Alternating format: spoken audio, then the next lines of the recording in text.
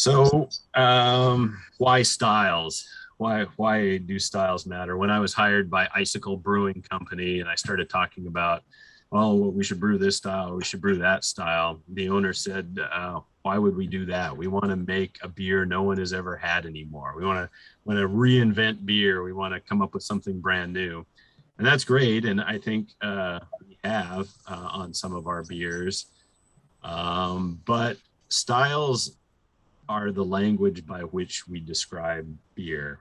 If you went into a bar and said, hey, I'm thirsty, can you get me a beer that has like 60 IBUs and is light amber in color, a lot of hop aroma and flavor, and alcohol between 6 and 7%? And they would say, oh, you want an IPA? And they're like, oh yeah, I guess I could have just said that. Well, you can say I want an IPA because that's a style of beer. And there are styles, or there are beers out there that kind of fall in between styles, and that's fine. You can say, hey, this is like an IPA, but it's not as hoppy, or this is like an IPA, only it's green in color, it's black in color, it's a black IPA.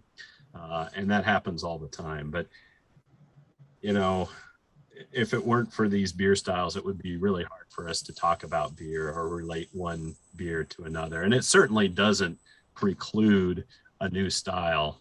Hazy IPA is a brand new style, New England IPA, but it's pretty easy to just say, well, that's IPA that has this new thing going on.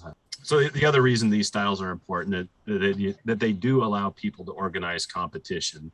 It would be pretty tough if you had a pastry stout and you had a double IPA in the same category and you're trying to tell which one was the best. It's a lot easier if you have all IPAs and you can say, wow, this one really highlights the hops a lot more, and that's what IPAs are supposed to do. Oh, this pastry stout really tastes like that pastry it was supposed to represent.